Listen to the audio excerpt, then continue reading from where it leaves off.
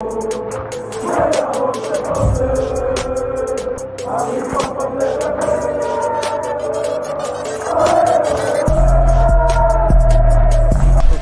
out to Kop-Ish. Shout out to Kopish, guys. Keep all the good work the up. two legends, Emil Heskey, Howard Gill. Can't get much better than that, guys. Yeah. You know what to do now. Like, comment, subscribe. I'm with legends, guys. Kop-Ish. With legends indeed, people. Hope you're all well. Welcome back to Monday Night Live Show.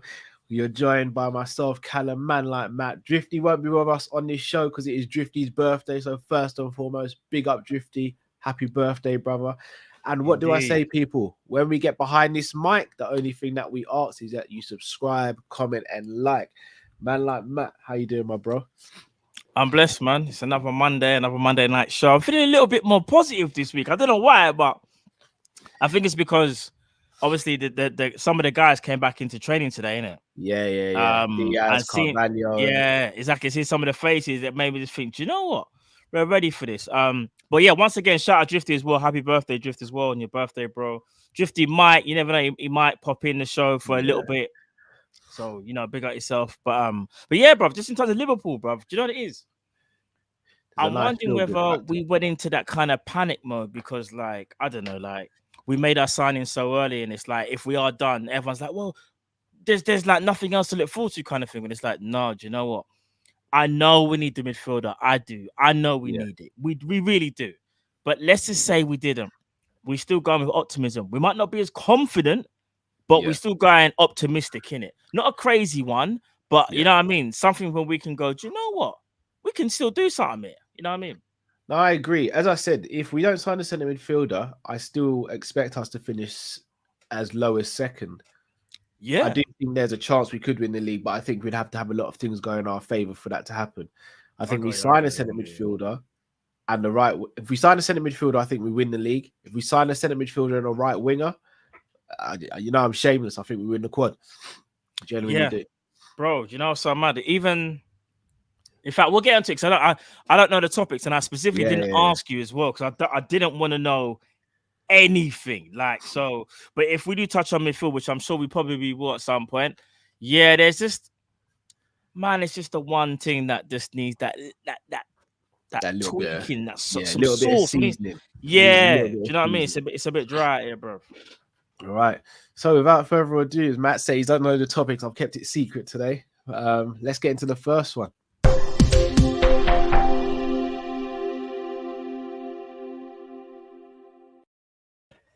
The old lady won a new boy. The old lady. Apparently, Juventus are pushing for a 25 million euro deal for Liverpool's Roberto Firmino. Now, Matt, I spoke on this a little bit on the Summer Daily News show earlier, but in a different way because the news was that Liverpool are going to be speaking to Firmino about his future at the club. In terms of Juve coming in for him, though, he's got a year left on his contract. He's been picking up injuries. I mean, what are you saying, bro? Bro, I'm going to keep it real. Hands off. All right, so here's the thing. Firmino, is he 30 or 31? I think he's 30. He's 30, yeah? And even still, bro, it's so mad, yeah? And I know there are different players and I know there's different levels to this, yeah?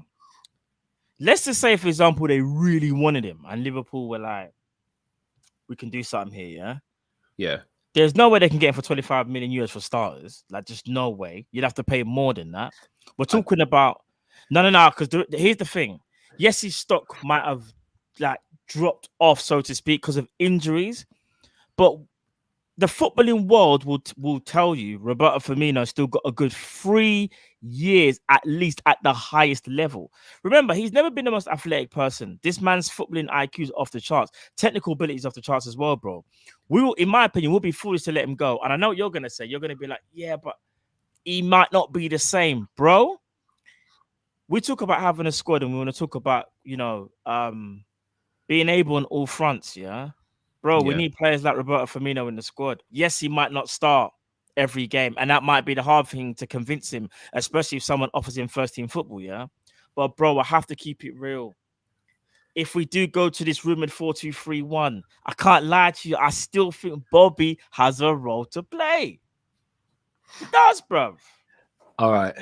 Here's the thing with me. I love Bobby, innit? So my heart's saying my heart's saying a lot of patois and stuff I can't really say out loud about Juventus. And my head's saying, out of the 5 attackers we've got, he's the most replaceable. He's got 1 year left on his contract. You'd say he's 3rd ranking in terms of strikers now that Nunez and Jota are here. He can't play on the right, can't play on the left. We still don't know if he's going to play in the 10. We still don't even know if Klopp's going to go to a 10. Plus, if we were to sell Firmino and potentially buy someone who deputized for Salah, then it effectively means we have all that we need in attack. Now, also, you've got to look at the fact of his injuries. And I'm going to keep the same energy that I kept for Mane last summer and the same energy I keep for Naby right now. Has he done enough to earn a new contract? Not based on what he's done in the past, but what he can potentially do in the future. What did you say his stats were last season? Can you remember the goal? If I'm not mistaken, he got 16 goals and assists over the course of the season. Over the course of the season. And when you consider this is his most injury hit season. Yes, 100%. Yeah. Bro, I can't lie to you. I just think we just come to terms with he's not. Even the false 9 thing, he finds it probably that little bit harder, a bit more mileage. I think he can still do it. He just can't do it week in, week out. So therefore, Klopp's already thought ahead and gone, we're not really going to do the false 9 thing because Mane was playing it last year. And even though Mane was playing it at some aspects, Mane was still trying to be as a classical 9 as he could be or a complete 9 as he could be. Yeah. Now we've got Nunez and you've got Jota there. Nunez, hopefully, we are hoping that he becomes the complete package. Bro, Firmino just has to worry about playing that 10 role. If you're talking about the forwards who are the hardest to kind of replace you, for me, he actually goes in that bracket. He's an anomaly. All right. He's actually an anomaly. I'm glad you said that. Yeah, go on. I'm going to be real for you, yeah? Shall I tell you how tough this is a subject for me to speak about? Look what I'm drinking. Vitamin C. That's how much I'm struggling to do it. When you're not, from when I know you're not drinking the apple juice, it's peak, bruv. Let me ask you this, yeah. Just quickly for you about to say, in my opinion, Jota and Nunez I know they're very athletic, got decent technical ability, but they're one's more of a second striker that's Jota, and the other one's like a centre forward / left winger, even though he's more of a forward. Roberto Firmino, even now, can still do the false 9 in certain games. He can play the 10 in certain games. The other two are obviously more athletic than him. They're younger. But like I said before, bro, his footballing IQ, and I know some people will say yeah, but look at the kind of drop-off that he's had here. But I just feel like sometimes, again, bro, when you don't play, you've got no rhythm. He kept on coming in and out of the team. Injuries were a part of that. Maybe a bit of loss of form. I think if he understands the assignment and he knows that he's not going to play week in, week out, and mentally he gets his head around it, I think we've got a good player on our hands, bro. I'm gonna be honest, bro. He's a special type of player. There's a reason why Juve won him, bro. Don't be surprised, yeah. I'll go one better. Not to be the main guy because they just got Mane, bro. Don't be surprised if Bayern come in for him. We're gonna see top teams that would want him, and that kind of says to me as well. Sometimes, when the player does leave, you look at the quality of team that they go for, and you look at Mane. We know Mane was still elite, hence why he went Bayern Munich. They're an elite team. Roberto Firmino is not going to just suddenly go to flipping Wolves. Do you know what I mean? He's going to go to a top team because he's still a top player. He's just not the same player. And I think we recognize that as fans because we got Jota and we got Nunez. And we had Mane last season. I just think, bro, do you know what? I think it'll be a mistake if we let him go. I can't front, bro. I can't front. So, again, I hear everything you're saying, but are we being sentimental about it? Look, I'm struggling to do this because, as I said, he's my favorite player, but as I said, and I will keep on saying, Liverpool is my first love, innit, when it comes to this football stuff and this team. And let's say, for example, in a wild world, like we were able to sell Firmino and we were able to bring in like a Diaby to replace him. That means you've got Diaby who can cover both sides. You've got Diaz and Salah who can cover left and right. You've got Jota and Nunes who cover the middle. And then obviously Carvalho can help out on the left as well, potentially. Does that not put Liverpool in a better position? And I hear what you're saying. He's a specialist type of player. But are we just saying that because we're not being, dare I say, ruthless enough in terms of he might not be giving you the output that we want him to? And again, I don't think he'd have a problem doing the bench role or the bit part player thing. I don't think he seems like that sort of player. I get what you're saying. But is it better to sell him now rather than let him walk away for free when you can potentially reinvest the money? Again, I'm not saying I would do any of this. I'm just asking the question to you and anyone else in the comments. Well, here's the thing. So let's say we were to sell him. We could drive up a bit higher, maybe 30 million euros, maybe 32 or whatever. But then I think to myself, Bayern kind of spoiled it with the Mane thing. So we might struggle. But here's the thing. Let's just say we were to sell him for that fee that's going around, branded around right now, 25 million euros, bro. That won't get you enough to get that Diaby that you might want to get. It won't be enough. And for the people that might say he ain't the same, you're right, he's not the same. But I don't think we're being sentimental. Do you know what I think this is, bro? This is a bit different from Mane and Salah before he signed the contract, yeah? I do think if he was to even as he's a quality player, if he was to leave for free, it wouldn't hurt us like if Mane left for free or Salah left for free. As great as he is, I think we can actually run the risk and see what happens with him personally. Because 25 million euros, bro, in football is not a lot of money for a player of his quality anyway. That's partly I thought because of the contract. So I don't know, man. Maybe some of it is sentiment. You can't help but say that because you build affiliation with players that you've watched over the years. But at the same time, I understand you have to be cutthroat. Like, that's why with certain players, I'm like, nah, do you know what? It's just time for a change. The thing is, though, you don't want to get rid of too many experienced players all at the same time. That I agree with. Like, because then it's like, because especially the forward line. Like, remember, he's the brain. He know basically when it comes to drills and that, he knows all the attacking movements, probably like off the back of his hand. Klopp, you know, so imagine Klopp. I think Klopp said he's like the perfect player for him in terms of everything that he has. Because, bro, you just know Roberto Firmino understands everything. Where like he can look at and go, you need to be there. Yeah, you need to be there. I know where you need to be. I'm gonna fit that ball there because I know where you're going, bro. He's the orchestrator. And I still feel like we can utilize that. Like, I just think we shouldn't throw it away just yet. I think there could be one last ride, but maybe that is me being sentimental by saying that. All right, I'm going to throw it at you, Matt. Obviously, rumors came out today, but I completely rubbish them because I think it's a bunch of nonsense. If I said to you right now, Liverpool sell Firmino, but we go and get Rafinha, are you doing it?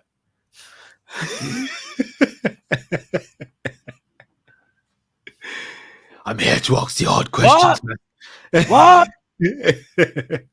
Am I doing it? Yeah, I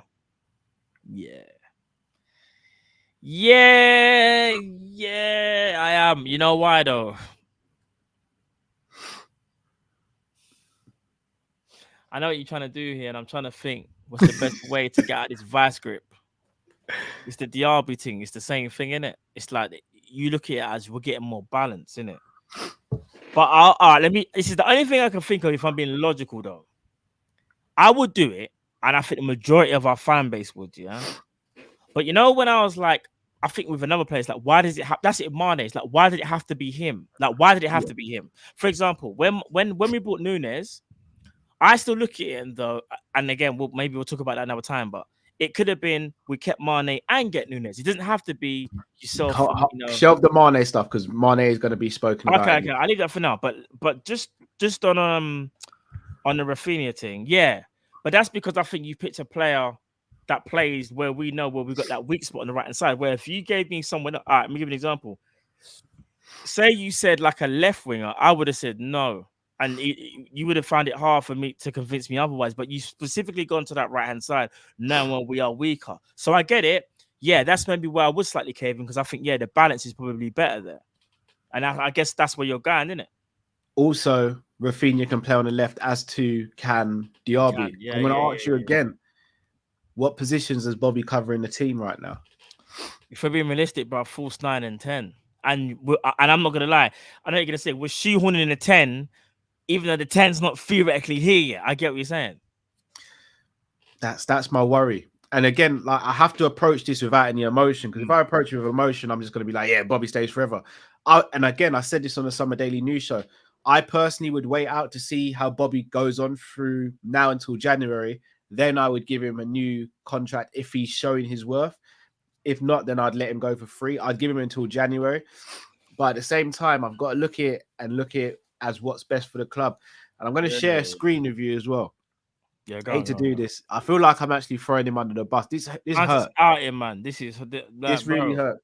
I'm going to show you his injury record from the last couple of seasons. Oh boy, it's gonna be. So in fact, I'm going to go back as far as 13-14. 13-14 ruptured ankle ligament again, but he only missed one game. 15-16 back injury for 25 days, missed 4 games, and hamstring injury, missed 3 games. So what year was that? You said the back injury was 15-16. So that was still Hoffenheim days. No, that was his first season. Was that first in Liverpool? Yeah. Oh yeah, wasn't it? Yeah, for real. 16-17 had a groin strain and muscular problem. Missed 2 games all season through injury.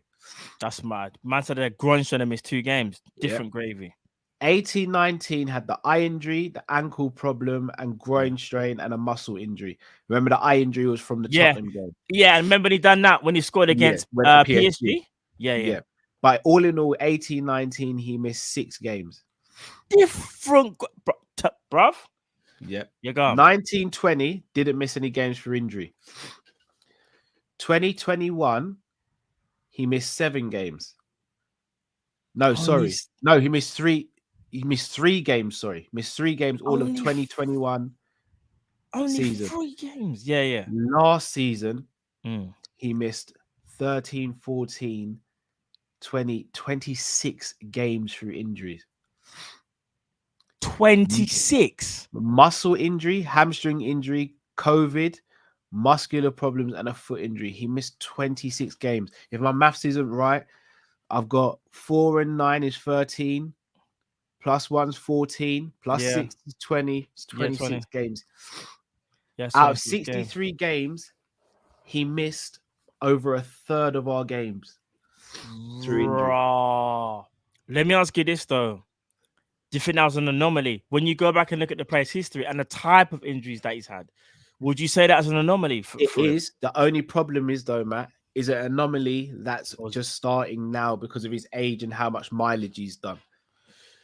This is one thing. This is and this is going to sound a little bit conflicting, but people will hear me what I'm trying to say. 30 is not old. 31 ain't even old in football. You got man there like Lewandowski, where Bayern, and again maybe it's Bayern, they're trying to offer dumb money. Cristiano Ronaldo, Lionel Messi, Neuer, and as a goalkeeper, like they're in their like I said, Cristiano, they're players in their 30s, and only now they consider old when they reach like 35, 36. Bro, Modric signed a 1-year deal, and I hear you. Let's just say Firmino isn't like elite, like he doesn't belong at the table, for example, as a Cristiano Ronaldo, whatever, or a Modric. If he's not there, he's at the table below, yeah. For me, the only reason I would say you have to worry about him, like you said, is that it's the mileage, not the age, it's the mileage. Because I think for me, age is a number. Like certain man will like who was it?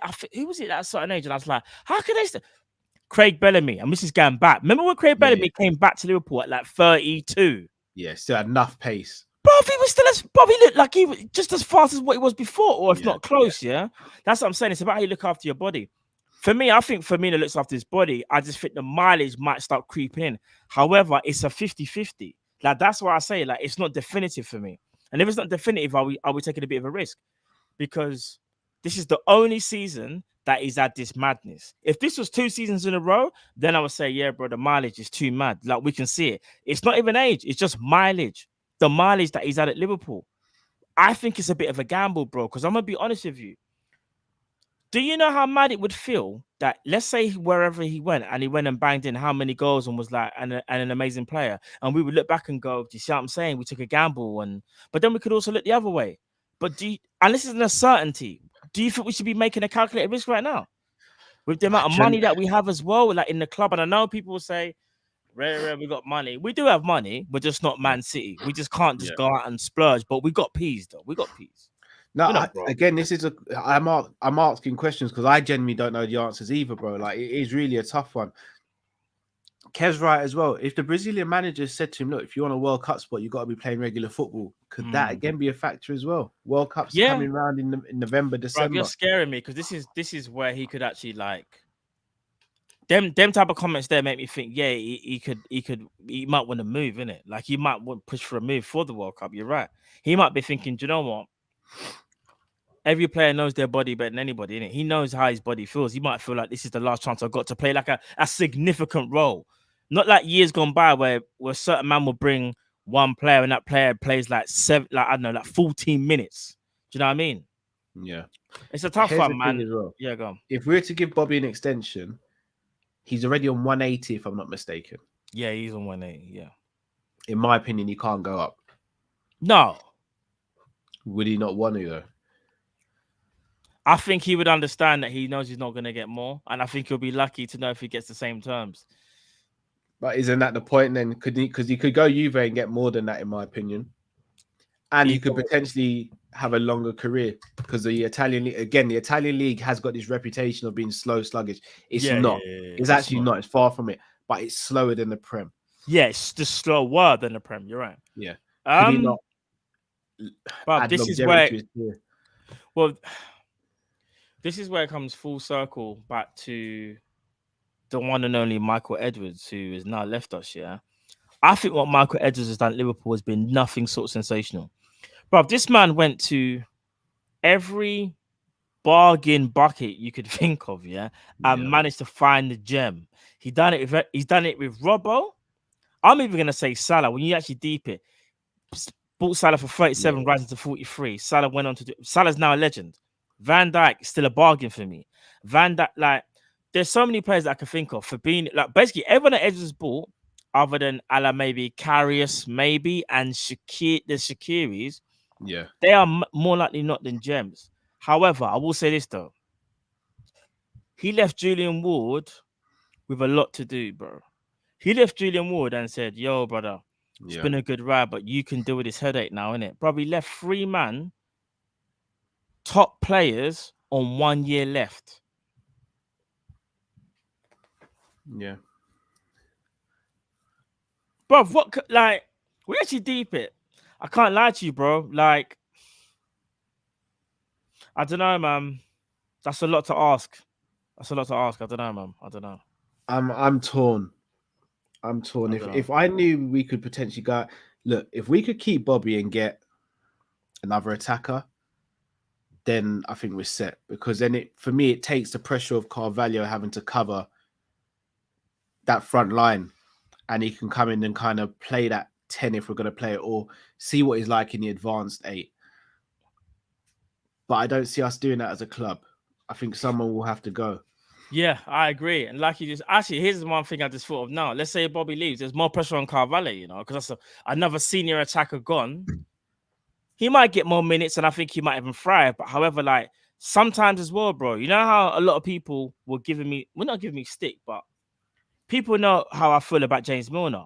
Like, I love James Milner. I think he's been one of the best signings to ever have for Liverpool, but I do think his time was up, but he signed a new deal. A lot of people will say it's not about his playing time, it's about what he brings in the dressing room. Bro, Bobby Firmino's, like, you can tell he's a big influence, bro. He's the vibe, especially on the Latin Americans that are there as well. He's a vibe with a lot of players. But Virgil loves him off, Yeah. Like, do you know what I mean? He's got.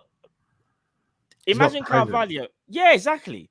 Imagine Carvalho, like, and again, just because it didn't play, does that mean you can't learn something from someone? Like, Bobby Firmino's football game intelligence is mad. I remember when Steven Gerrard done an interview, and this is when Klopp, I think it's about 2 years into Klopp's reign, I think it was, or a year and a half. And he was like, they asked him, like, what player did you want to play with before, like, you left or whatever? And he was like, Or you could pick one player. He was like, I think he said Firmino. He said the guy's a footballing genius. Yeah.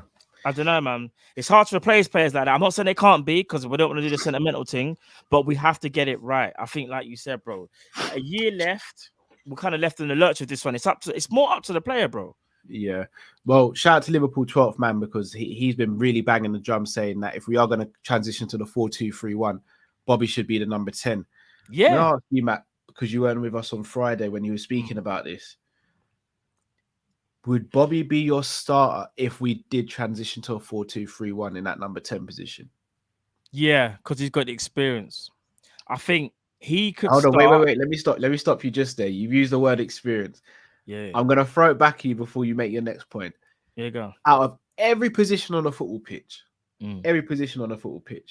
could you not arguably say that playing as a 10 is the position where you need the least amount of experience but the most amount of capability? Because if you don't make the right pass or the right movement or the right action at the right time, everything kind of breaks down. So yes, he's got the experience on Elliott, Carvalho, Jones even. I'll throw in that conversation for the 10. But does he have the same sort of cutting edge and ability that those guys have right now, as Bobby's 30, 31? Bobby just doesn't have the dynamism that the others have. But like I said before, yeah, in football, it's so underrated. Knowing the assignment, knowing the capabilities of each and every one of your players. He, for me, out of all the players that you could mention to me, will know everyone's playing style unless they're new. He knows everything, bro. And remember, we was having this conversation a couple of weeks about who should be the 10 if they were gonna be the 10, and I kept on saying Firmino because he can play with his back to goal, and I kind of feel like he understands like where everyone should like his footballing IQ is different from everyone else's. He can get the ball, just one quick turn, or just turn away because he's so good at technical ability. And before you know it, he already knows where my man's going to be. Yes, we can sometimes go, yeah, he can underhit a pass on that, but so could a lot of players. And there are other players that might be more dynamic, or they just are more dynamic. But can we really sit there and say they know that where Salah's going to be before they even receive the ball? Bro, it's like chess. When you're on the number 10, you've got to play the game like it's chess, bro. You need to know where everyone's going to be and where your opponent's going to be. For me, he's the mastermind that could do that. It might not work, bro, like you said, because it might just be a case of, you know what? He just can't do it anymore from a physical point of view. But I don't want to be disingenuous to a guy that, like, I still feel like has something to offer. And when you are playing as a 10, it's not necessarily about how dynamic you are now. You ain't got to run in behind necessarily. It's about making the right option. I'm going to quickly go through a few plays. So ever so quickly. Curtis Jones. Go for it. Curtis Jones, no. Dilly-dally on the ball, doesn't know what he wants to do. I like Curtis Jones. He's got that swagger and whatnot. But for me, too indecisive. And he just doesn't know, like, if he's going to play today or tomorrow. So therefore, he's just like a confused footballer, in my opinion. Harvey Elliott has so much potential. But again, Harvey Elliott, back to goal. I haven't really seen that from you yet. I think you're good when you got the ball at your feet, but are you good enough to know where everyone's going to be? And you can almost like manipulate the move before you've even got the ball, like finding space, finding pockets of space. I think Elliott's good at that, but I would still arguably say Bobby got the most experience. But Bobby probably, and again, I sound like a massive like Bobby like stan, but like, bro, I reckon when Bobby receives the ball and he knows, say for example, we're playing against Arsenal, he already knows where Gabriel's going to be. Man already knows because his footballing IQ is different. Next player I would say Fabio Carvalho. He's probably the most natural because he played there, especially last season. And if we are going to do the whole 4-2-3-1 and you've got a target man running off you, him and Nunes might just be something that we're not even expecting. It could be something crazy. But again, he was doing that in the championship. This is another level now. And I don't doubt Carvalho's ability because I think he's going to be sick. In fact, I think he might be the most underrated signing this season. I think he's going to surprise a few people, not in Liverpool, but outside of Liverpool. Yeah. Other than that, I would say, yeah, those are the 10s that I can think of off the top of my head. I can't think anyone else that can play 10. Or yeah, maybe. No, I wouldn't play Salah there. So for me, I would still keep Bobby as number 1. I don't know if you agree with that. What do you think?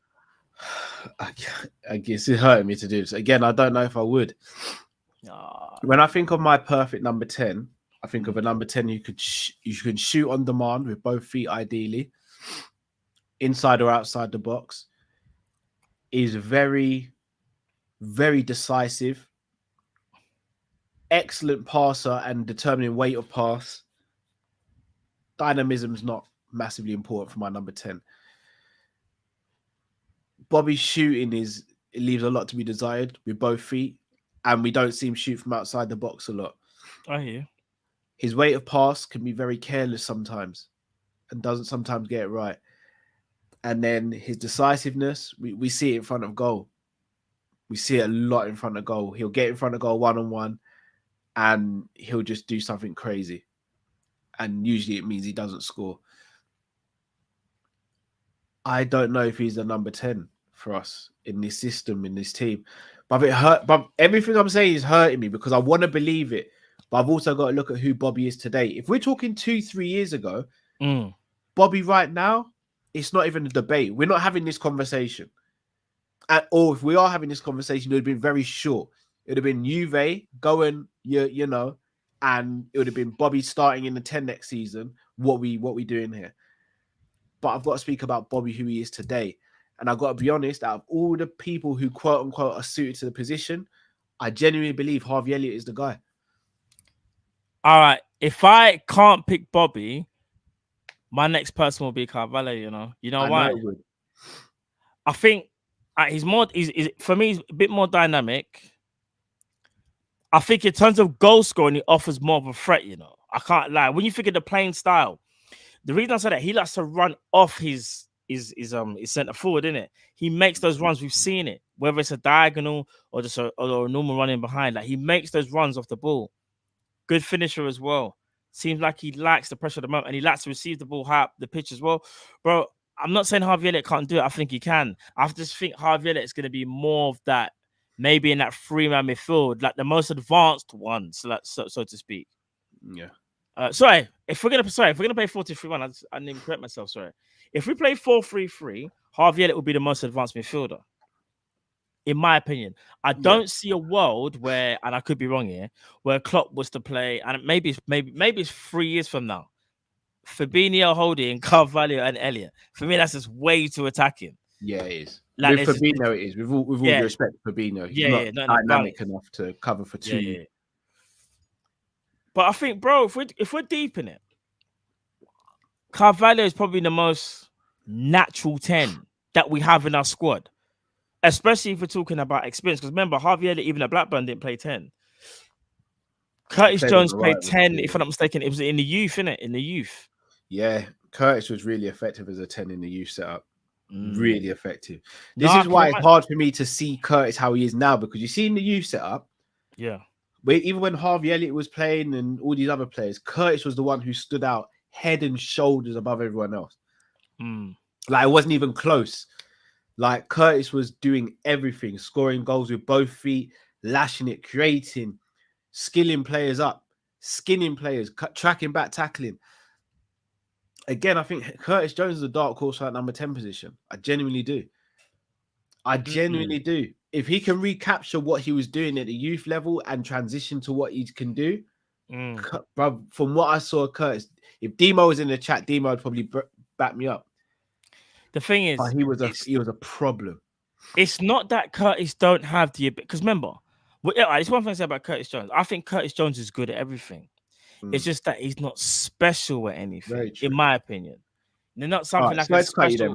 Yeah.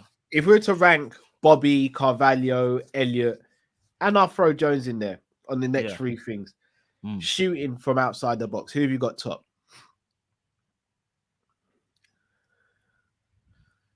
Do you know what? I don't know who's top, but Bobby's probably actually, I'm trying to think of. Bobby's not top, though. He's not. He's what? Bobby's not top shooting outside. No, he's not. No, he's not. He's not. But I'm just thinking about them Arsenal goals, but they came like against Czech? Was it Czech? About 2-3 years ago. Shooting, I'll probably go with Carvalho, or maybe even Jones is. Yeah, Jones. You're not saying Carvalho first? No, I think Elliott's got better shooting from outside the box. Jones, in theory, has the best shooting technique, but I think Elliot would give you more consistency. Ooh. But Jones, I would say, is the most least accurate out of all of them. Like if you said hit the target 10 times, I think Jones is near the bottom, you know. It's Really? weird. Yeah. I hate to say, I think Bobby is. Here's the thing, bro. Jones can score a worldie against Everton where he whips it in, but then his next 15 shots just blaze over the bar, bro. The technique looks good, but it's mentality with Jones. I think he feel like finds he's playing within himself. Well, we say that, but when he gets the ball, he's never scared. It's just but I feel he's not fully expressing himself. But that could be down to tactics as well as being a harder level than the youth as well. Yeah. I just think with Curtis Jones, bro, that indecisiveness. I can't lie to you, bro. Man will beat a man, for example, run with the ball, and you're like, lay it off, Jones, lay it off, and he still got the ball, and the move breaks down, and then he might do a Cruyff back. Do you know what it is? He's got that little bit of Lallana in him. Lallana was more decisive because I think Lallana, obviously, like as he got older, especially like Southampton, he kind of learnt his trade and got really, really good, and then came to us. But with Curtis Jones, bro, you can see that there's a player there. But is he someone? I think he's someone that needs to play week in, week out to know who he is. I don't think Curtis Jones knows who he is. I think he knows that, yeah, man can play ball in it, and I play for Liverpool. But I want him to be like, I'm going to be in that midfield, and I'm taking Naby Keita's spot. I'm taking Henderson's spot. Them man ain't got what I got. I want to show them, but he don't do that for me. Bro, he has Curtis, when you deep it, yeah, Carl. Yeah. When Curtis Jones does play as one of our midfielders, he's on the ball most, if not more, than any other midfielders, maybe other than the DM. Bro, if you're on the ball, you should be able to kind of dictate the game. Yeah. If you're on the ball that much. Agreed. But you don't dictate the game. Agreed. So let me ask you then. You go. Last 5 minutes of the game, about 25 yards out from goal. Opposition defense are playing on the edge of their box. Got Salah on the right, Diaz on the left, Nunes through the middle. The ball drops to a number 10, and you need that number 10 to thread through a killer pass. Who's the guy? For me, this is an easy one. Who's first anyway? He's an easy one. It's probably Harvey Elliott, you know. Yeah. Harvey. Out of the four mentioned, where does Bobby rank? I think Bobby goes second. Over Carvalho? Yeah. Carvalho is different off the ball, Carvalho. Because when I looked at him at Fulham, when we were linked with him, Carvalho's got good passing, but I wouldn't say it's like me personally, I wouldn't say like, you see how people, this is the thing, people are very quick to do the whole, he's the new Coutinho, ret-a-tear. Yeah. I get what people are trying to say, like maybe that kind of like playing style, like that person that can play on the left, but also in the midfield, should be able to dictate a game with his ability. But I'm going to be honest though, people like almost, not disrespecting Coutinho, but like, bro, people forget what Coutinho was like, even when he came to Liverpool. Bro, there was a game that even you're gonna remember this, Cal, yeah? It was the game, I think, one of Coutinho's only first few games, maybe, or because they were bought in January. It was against Fulham. And I'll never forget the ball that he played to Daniel Sturridge, yeah, where I think he beat one man, I believe, and he cut inside. Outside the boot, perfect weight of pass. People don't understand how hard that, like the weight of pass in football is so key. Coutinho could do it from distance. I don't think Carvalho is on that level. I just think he's a goal scoring 10 and has very good technical ability. So it's very easy to kind of compare and understand it. But if we're talking about like the passing thing, but Firmino, some of his passing, the way he can invent that pass, bro, that the back heel, the flicks that like, bro, not many people can do. He got eyes in the back of his head. But there are times when he's got pillow feet, so I get it. It's inconsistent. When Jones ain't for me. But Jones is the worst. But we're talking about through ball or killer pass. Do you know what happened? And it's gonna sound really bad, mine. The through pass would have won and gone, and Jones still would have had the ball. Yeah. Deciding what to do. I've got Elliot. And then in terms of decisiveness, again, I think I've probably got Elliot again. Elliot, for me, in my humble opinion, I might be so far off the mark with this. But given what I think Klopp would want from a number 10 and what we need from a modern day number 10, Bobby's my choices. If I'm going with my heart, if I'm going with my head, I'm probably going Elliot. I hear you. I can, but I understand why you would go Elliot, because in theory, Elliot obviously bundles of technical ability. He's starting to understand the game even more and more so. However, I've always said, like, remember I said to you about playing with your back to goal? I don't think no one can do it better than Firmino. No chance. Well, that's in my opinion. I don't think nobody can, bro. Back to goal, and you know what you're going to do before you even receive the ball. Not many people can do that, you know. That's an underrated trait, bro. I hear you, bro. I hear you. But people, in the comment section, let us know. Do you keep Bobby or do you sell? Let's get through some of these super chats before we move on to the next topic. Pimp in Distress says, evening, my G's. Evening, Sun Cow. Be out yourself, Pimp in Distress. Gnabry is too good not to have clubs chasing him. Sentiment aside, would you swap him for Bobby? If so, Gnabry be happy not playing? Would Gnabry be happy not playing every game? First question, Matt. Would you swap Gnabry for Firmino?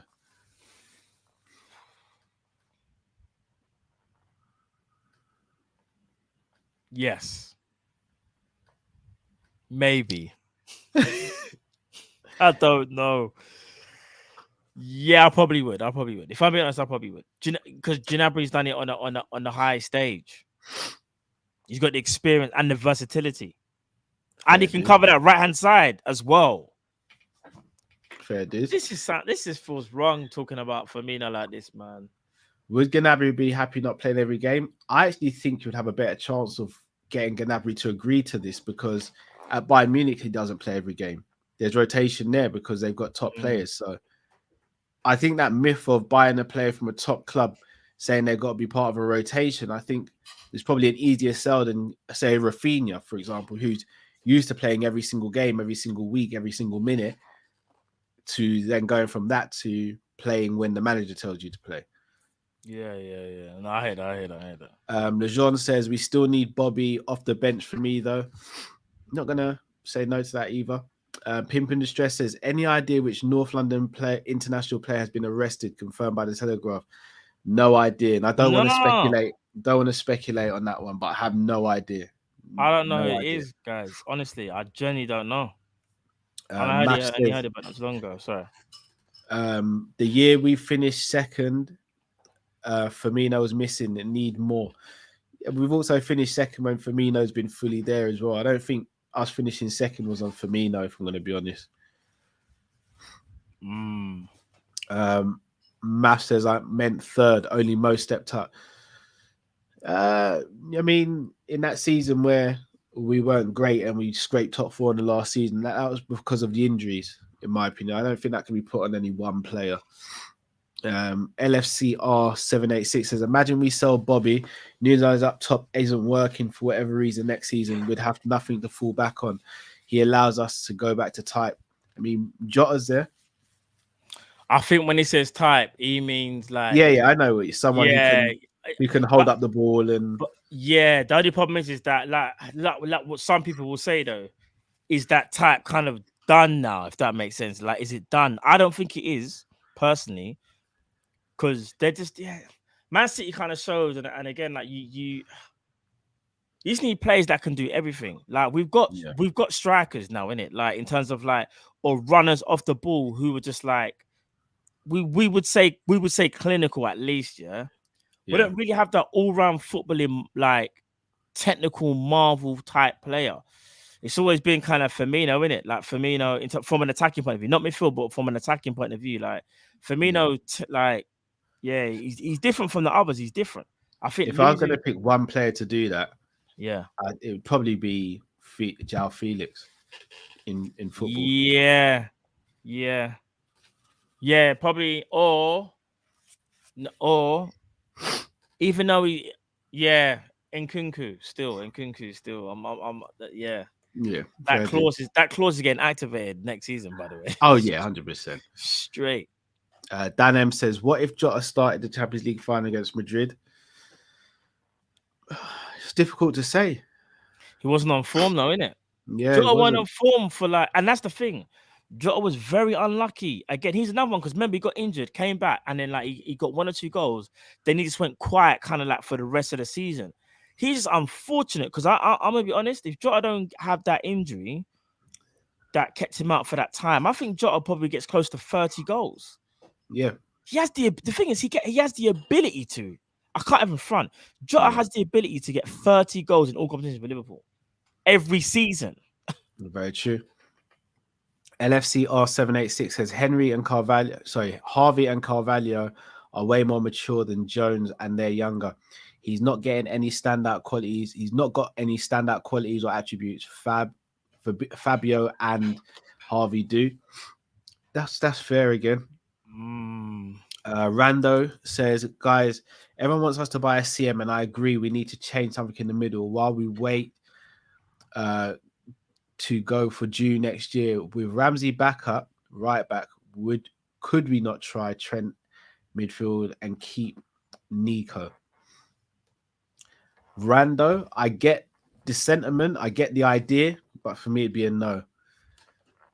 That's a lot of pressure to put on Calvin Ramsey. And Nico's not staying. Nico wants regular football. He does. And I think so did we turn down a bit from Nottingham Forest or something? Or they're trying to get him at least. They're trying to get Nottingham Forest. Yeah. But again, I still don't know about Trent in midfield, whether what's going to happen. I just reckon he'll stay at right back. The best in the position. I think the thing is, the reason why people say that, even myself, I just think you've got the attributes to do it. So it's a case of what's the worst that could happen. And again, this is what I'm going to say is kind of mad, yeah. But like, see, like, for example, this is taking it way back, like Javier Zanetti. Javier Zanetti was the ultimate right back. And then as he got older, he just started playing midfield. But again, that might be Trent's thing. When he gets like, we're talking like maybe in his 30s or something. I don't know. Like, but you can just see that he's got what it is with Trent, he's got the technical ability to play there. You have to change your whole playing style, though, to play midfield compared to I agree. As fullback, though. So it's a big ask. You're right, Carl. It's a big ask. Yeah, Kimmich did it as well. Yeah, Kimmich did. Yeah. But then again, Lam as well, bro. LFC R786 says Elliot's weight of pass and vision is mad for his age. Agree with that.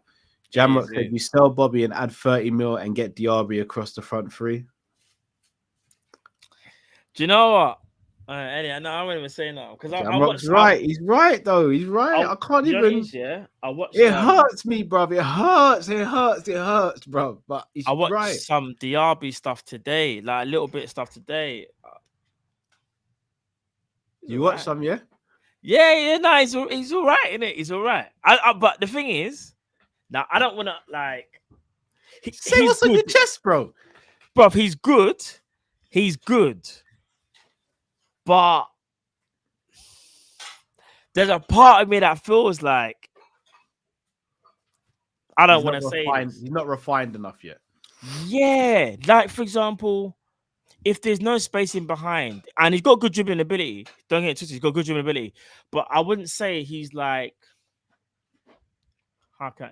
Yeah, I get I understand people say he's like a young Mane. I kind of understand it. Although I would say, even at Southampton, Mane had a bit more technical ability. Maybe, especially maybe with both feet as well. Maybe being a little bit more ambidextrous. But no, Diaby has got talent. I can't front. He has got talent. It's one of them ones where it's like, does he need to go to another club before he goes somewhere else? It's one of them ones for me anyway. Like I wouldn't say straight away you have to go and get him, even though I think he's good. Like for example, I think, like I said, like I think Rafinha. But again, it's age, isn't it? Because how old's Diaby? Sorry, is he 20? I think 21 or 22. So he's still really young then. So he kind of goes into that Anthony bracket, like really. Yeah. Okay. Him or Neto for me would be the ideal choices. Shout out to Kev as well. Mentioned Neto on LFC Day Trippers last night. Big up Kev. Yeah, Kev knows the ting. Yeah. LFC R786 says, let's be real. If Gnabry came in, Jota would be a bona fide super sub. The balance in the front line would be the best in the world, hands down. Madness. Hold on, say that again. So they okay, repeat. If Gnabry came in? Sorry. If Gnabry came in, yeah, Jota would be a super sub. Do you know what? I don't know if I agree with that, but there'll definitely be, because the thing is, can't underestimate Jota, you know. Can't underestimate Jota. I have to be honest, like even though Jota has his faults, yeah, and the whole hold up play and all that stuff, there's a part of me that feels like an injury-free Jota gets you close to 30 goals. I don't know if I don't think Gnabry can do that. I think Gnabry will have maybe higher spells, but I don't think his consistency will be the same. I could be wrong though. Jota different, bro. I think underestimating Jota, in my opinion. That's fair. Aj FIFA says, "Big up. What are your expectations for next season? What's your expectations, bro? To win at least another 2 trophies." Yeah, same here actually. Like, don't get me wrong. Like, I'd love the Prem. I'd love a Champs, even if it's a Champions League. So let's say it's a Prem and an FA Cup, a Champions League and a Carabao Cup. I want 2 trophies. I kind of want us to have that mentality of we need to be winners. Man City, I hate bringing them up, but their mentality is like winners. Like they don't go that season without winning a trophy. We need to get that in our mindset, and I think it just makes the game easier for us. Yeah. Having that mentality, bro, of knowing that every season we're getting a trophy because we know we have the capability to do that. That's what I want the players to think. That's why I think 2 trophies. If we get 1, cool, but I think we should try and at least get 2 again. At least. Yeah. Ash says Curtis Jones got to do better, got to do a Gallagher and play 30 games. Also, we're playing 4-3-3 next season. We're struggling to justify who's in the 10. There is no 10. It's 4-3-3. You know, might Ash, be absolutely spot on. You might be I right. actually think it will be 4-3-3. Yeah. Promo says, which left-footed player has the best weak foot ever? Whew. It might actually be Messi. Nah, there's someone else, you know. Well, you gotta say Usman. Yeah. But is he left or right-footed, though? He's left. He's left. Is he actually left-footed? No, he left, bro. But imagine my man's left-footed, but he can take penalties with his right and all them things there. It might be Usman Dembele. It might be, bro. There's someone else as well. There might be. Hold on. Am I sleeping on someone else? Hold on. Left-footed, but their right foot was mad. Robbie Fowler's right foot weren't too bad. Hey, it weren't too shabby, you know. It might not be too shabby. Santi Cazorla was right foot, but his left foot was Cazorla was special. Nedved was right footed, but his left foot was like it's the other way around. And even Zidane, Zidane is the other way around as well. He's right. No, Lallana's right footed. He's right footed, didn't it? Recoba. No, see, Recoba for me was so heavily left footed. For me, anyway. Recoba heavily left footed. Jota. Yeah, Jota's the other way around as well. Jota's got a very good week. Yeah, very good. Kind of mad. Dan M says 4-4-2 Trent in right midfield if Salah needs a rest. Not for me. Not right midfield. Raul was another one. Oh, Raul had a good right foot, you know. Yeah, Van Persie's right foot improved as his career went on. Yeah, it did improve. It was very left-footed before. No, decent little question. Someone said, "Robin, are you having a laugh?" Not even David Silva. Nah. Someone said Nedved was left-footed. No, do you know what? I swear Nedved was right-footed. But the thing is, his ambidexterity was nuts. Yeah. Bale, just okay. No. Perisic. Oh no, see, Perisic is right foot, but his left foot is very, very good. Yeah, very, very good. Yeah, right, people. Let's move on to the next topic. Regurgitation. This one feels like, but we got to discuss it.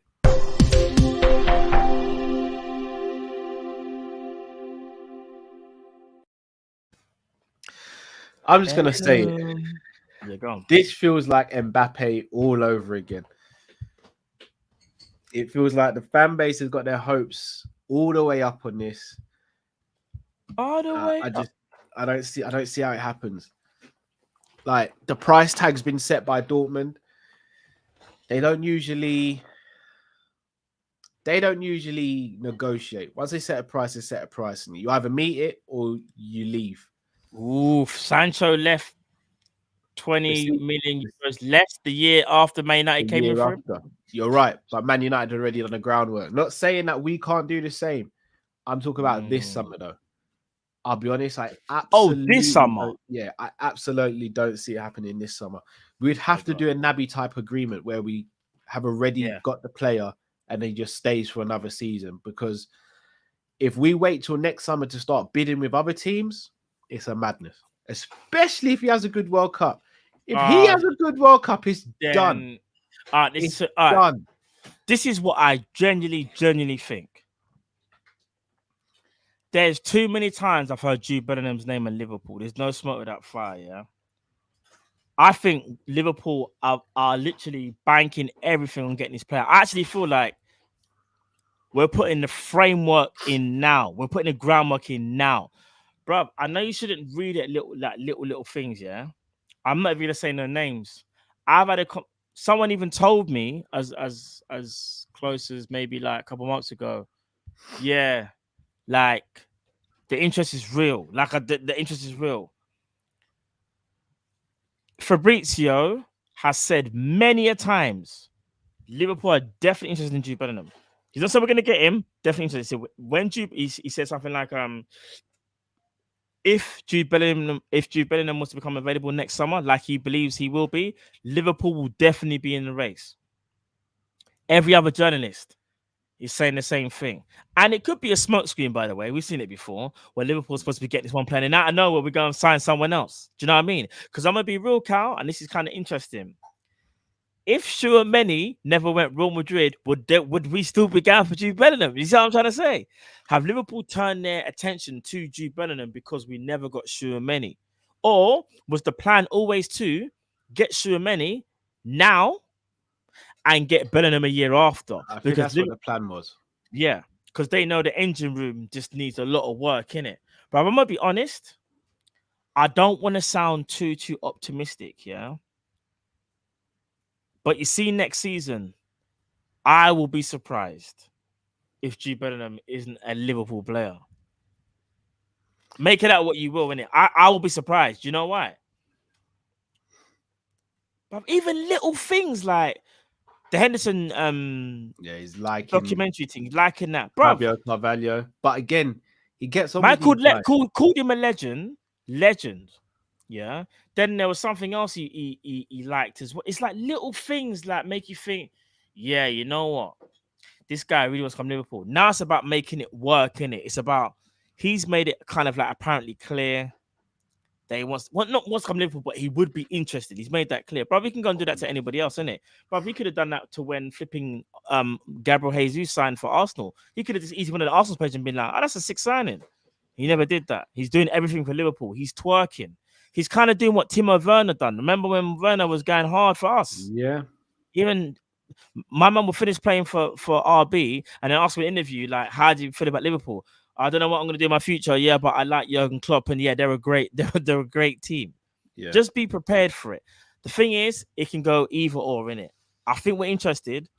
I think we're trying hard to get him for next summer, but it's the sticking point is the fee. That's the thing. If he has a great World Cup, brother, I'm not gonna lie, we could be in a bit of mud.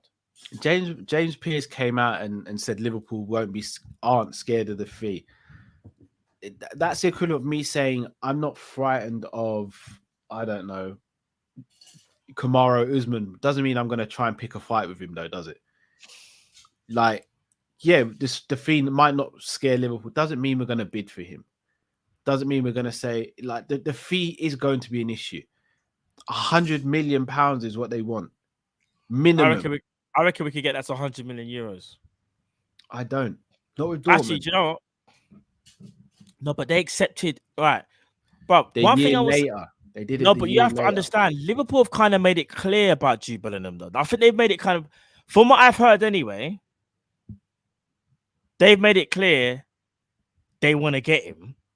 They've made that intention because you can't go in like a deal of this magnitude. You can't do the same summer and go, I like the player, want to get him. Yeah, we're talking about £100 million deal. That would never work. You have to tell them in advance. You got to give them time to prepare. They've got to find a replacement. I think Liverpool said we want Bellingham. They've spoken to Dortmund already. That's what I think anyway. I don't want to say too much, but that's just what I think. I think they've spoken to Dortmund, and Dortmund have gone, if you want it now, yeah, 120 million euros, 140 million euros. Liverpool like, no. When you come back reasonable, we'll talk. That's where you got the year for Dortmund to kind of simmer on it. That's where Bellingham's probably going to have a little bit of a part to play, regardless of whether he does well at the World Cup or not. Yeah, I wanna go to England and do my thing. But these deals take time. There's no chance that you're right. It's never going to happen this year. Not in my opinion, it'll be next year. I hear. I'm the same. Again, shout out to Jamrock. I see Kev as well making comments on why I say the fee. And I hear. I want to believe in the Bellingham thing. I'd love Bellingham at Liverpool. And I agree. We have broken our transfer record with Nunes, but that's including add-ons. Yeah. Dortmund won 120 million euros before add-ons were even spoken about. Bruv, what did they? No, but the reason why, bruv, we know the Sancho thing very well, yeah. But hold on. Let me quickly land with this.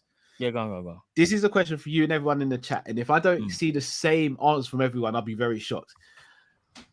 What's your expectations for Borussia Dortmund next season? For Dortmund, yeah. Well, they're not gonna win any. They're not gonna win the Champions League. They'll probably just like, I don't know. They'll give Bayern a little bit of a headache for a little bit of the season, and then they'll do, if they're lucky, quarters or group stage or something in the Champions League. All right. So they're not expected to win anything, right? No, of course not. All right, my point exactly. So if Jude stays, everything's just normal for them. They're not expected to win anything. They have no obligation to sell Jude. There's nothing standing there saying we need to sell Jude. If I'm not mistaken, he's got no buyout in his contract, and his contract doesn't end for a few years. But here's the thing that one more thing, Matt. One more thing. Go. There's no buyout in his contract. If we don't get him this summer, Dortmund know, right, I'm going to tell you guys 100 mil right now. You know why? Because I'm banking on Jude Bellingham. This is Dortmund speaking. I'm banking on Jude Bellingham to have another good season, be a year older, and if he goes to the World Cup and does well, it's another bonus. The price I'm telling you now could be a bargain compared to what we sell him for next summer. This is what I think could happen.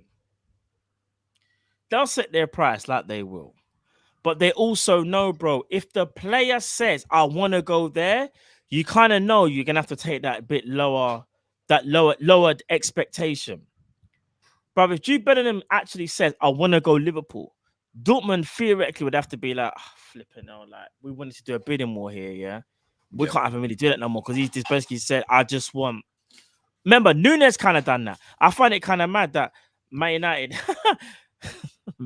you know, Cristiano Ronaldo comes out, start a preseason, I want to leave, and the reports came out and said, yeah, do you know what, Man United are really disappointed because the reason why they didn't go out for Nunes is because they thought they had Cristiano Ronaldo. That's why they couldn't go in, or they gave up on him, or they could have pursued him. No, bruv, Nunes said he wanted Liverpool, so he cut that off. Bruv, the player has, in my opinion, like a big part to play. Now, Jude Bellingham hasn't got to be stupid. Sancho wasn't stupid, bro. We know what Sancho's like in his camp. Yeah. He didn't need to kick up no fuss. I never heard nothing. You never heard nothing about Sancho kicking up a fuss in Dortmund. Sancho's a good guy surrounded by good people. Exactly. But one thing we did know, though, is that at a certain point, we were like, he wants to go Man United. And he made that clear. Not gonna be disrespectful, he'll make that clear. But I think Jude will probably have to do the same thing to get that deal over the line. Because like you said, if he does that, you're kind of stopping other teams from circling. I think a lot of it does depend on Jude. I can't lie, bro. Because if Man City, Chelsea, Real Madrid, Man United, and whoever else want to rock up to the party, we are going to be in a pickle. And I expect that to happen. What I am expecting, though, at the same time, is for him to go, do you know what? I want to go Liverpool. Like, I just want to go Liverpool, innit? So even though Dortmund still have something to play for, Dortmund still have a big say because they're going to set that price.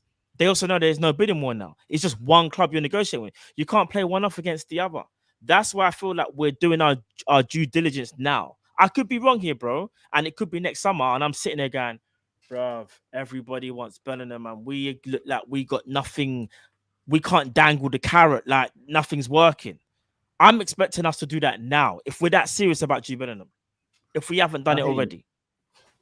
And again, to play devil's advocate, what's stopping Jude from sitting there saying, you know what?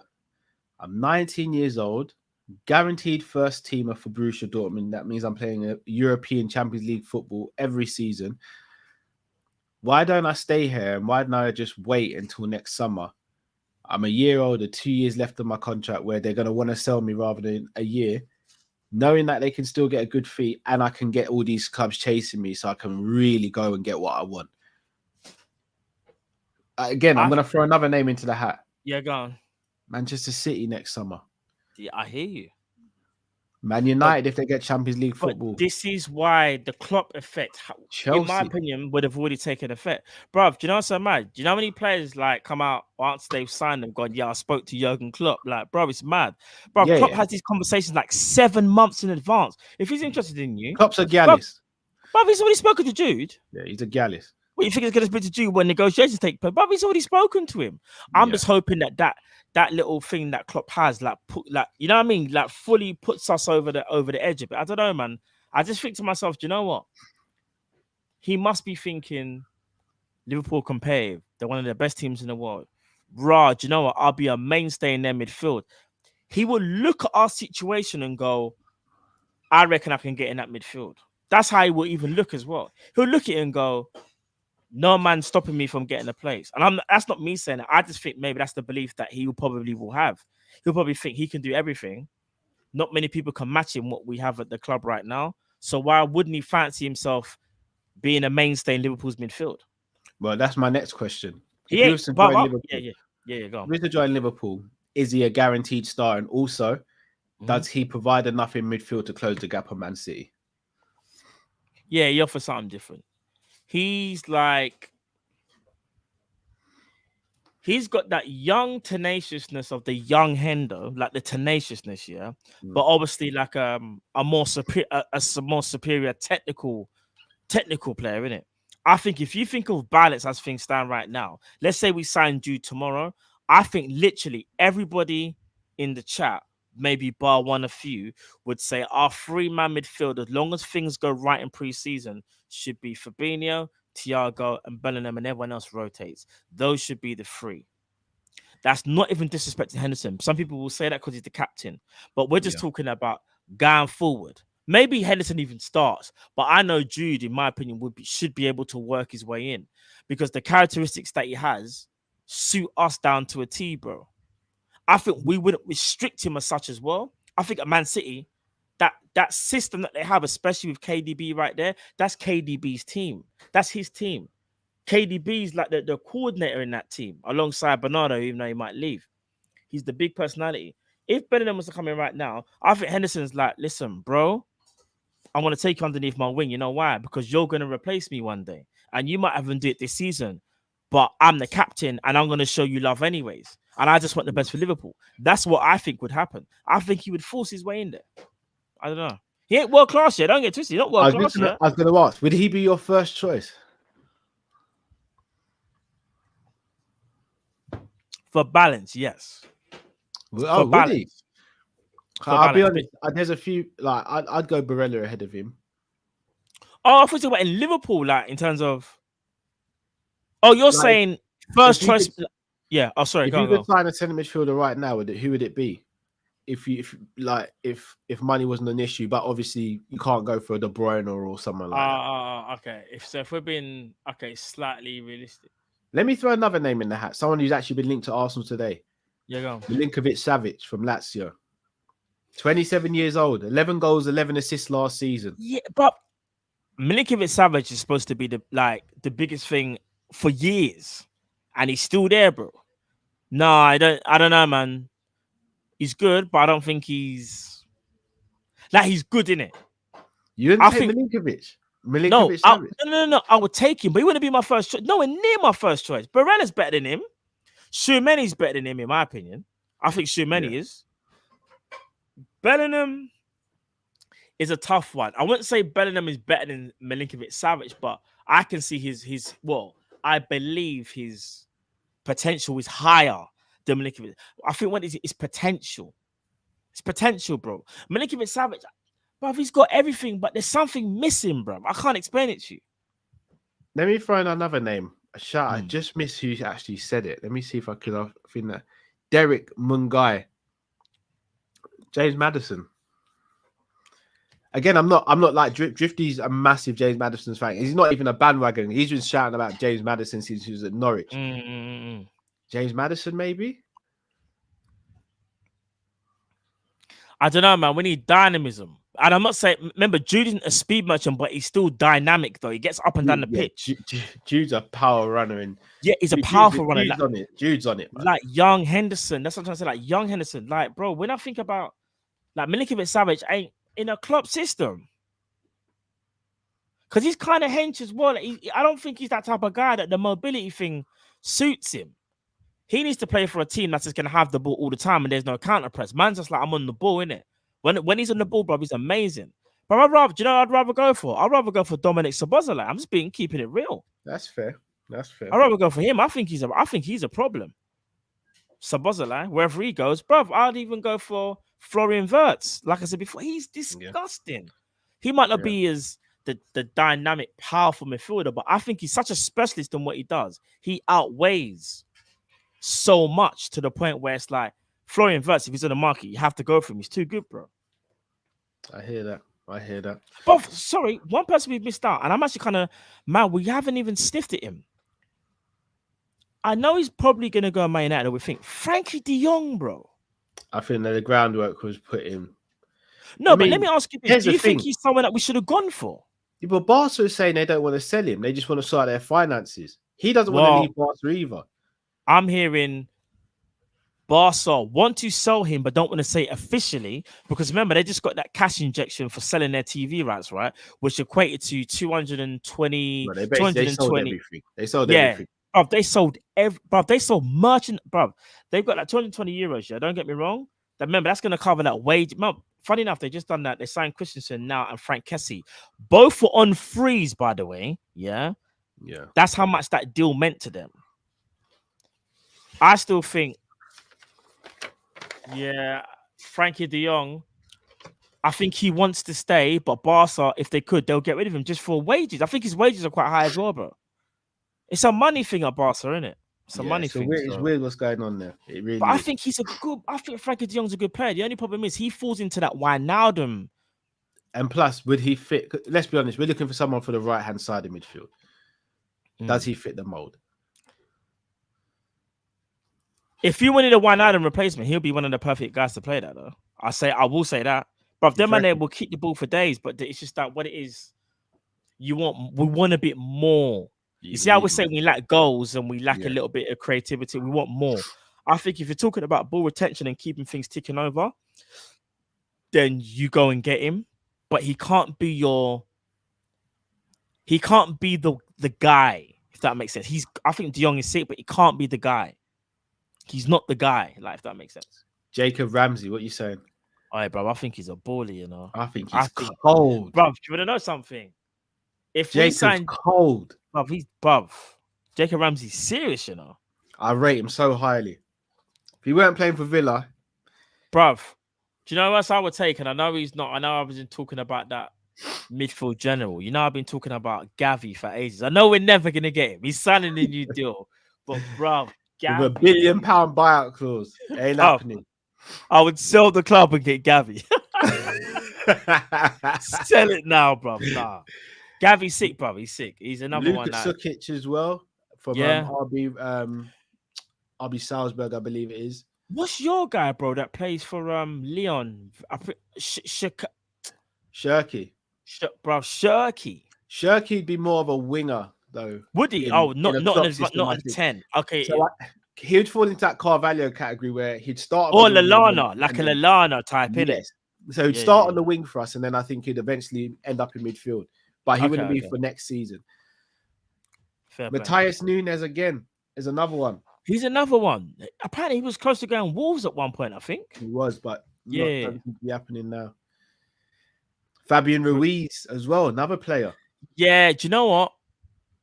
not for me. He's good, but I think we can do better than Fabian. That's But he's a fair. good player. That's He's fair. a good player. He's a good player. Bruno Gomares is a mad one because He's at Newcastle already. when he was at Lyon, That's when it should have happened. he was good. But what's so mad is at one point, Hossam Awar stood out more. But what's so crazy is Hossam Awar, I don't know what's happened to him. Like, bro, I'm hearing all 50 million euros you could get him, and no one wants him. There must be something wrong there, innit? It's crazy, isn't it? Man went from being the most hyped to no one wants to even go near him. Hossam Awar 2-3 years ago, we were talking about him, I believe, and even Arsenal were as well, about 30-40 million euros. We're like, oh, you got to sign him. No, 50s. He was in the 50s. Bro, it's mad, isn't it? It's crazy. Absolutely crazy. Let's help some of these supers before we move on to the last topic. Smash the like button as well if you haven't, please, people. Smash that like. Carney Chukwuemeka's contract expires next year. It does. It's got Dortmund written all over it. Yeah, but probably they're going to get to replace Bellingham when he comes Liverpool. Yeah, maybe. Pimping the Stress says Dortmund should have got 120 for Haaland. They've already spent more than they got for him. They need sales. Klopp re-signed because he was being backed. If we wait till next season, more competition. He's coming now. I hope so. Guys, everything I'm saying, I want to be wrong. If Jude Bellingham signs this window, I can't lie, bro. Man, what this? I don't even know. I don't even know what even happened. If he signs this window, I'm just going to read you out what our potential team could be in 5 years' time. Kelleher in goal, or still Allison. Trent at right back. Gomez, Ibu, Costas. DM, don't know who would go for in DM, but I'll just leave that as a question mark.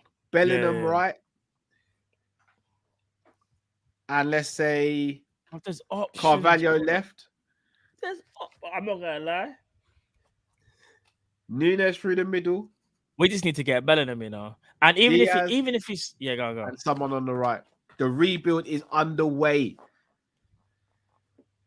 Brother, it is, Do you know what someone just said, Cal? Sonny just said at Matt, if Jude signs, make that Cal versus Usman fight. Whoa. For a start. No. Let's not even before that gets clipped up and put somewhere. No.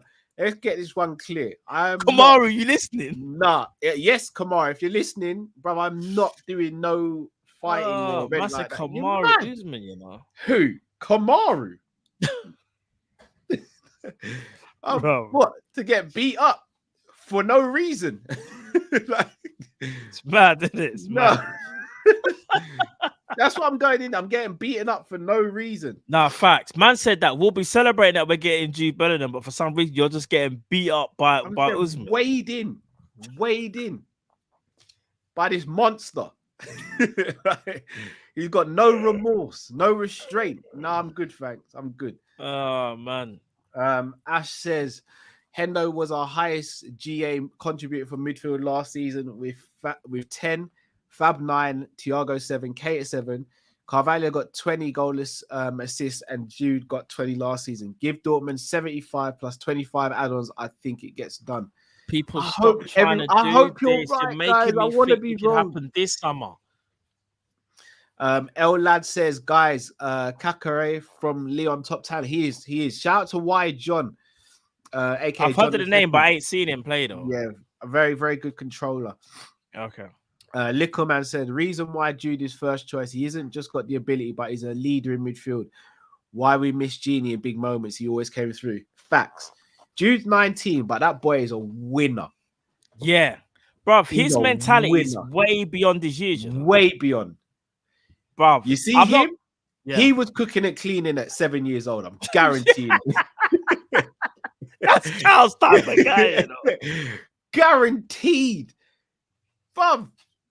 Man from came when out man born born. The whole of officials in Germany, at 19. Yeah, I remember. Bro, he stuck it on them, innit? Remember? Stuck it on them, bro. Bro, I'm telling you. Any profanity, no nothing. No profanity, man. Conservative approach. Yeah. Calculated, articulate. Dropped the mic and said, boom. Yeah. Bro, he was cooking and cleaning at 7. I'm guaranteeing it, bro. You don't just wake up and be that mature. He's different. I with swear down though. Imagine if bro, I don't want to think about it now because people are giving me that Well, that you hope. just say that- it out loud. Flacco, Thiago, Jude.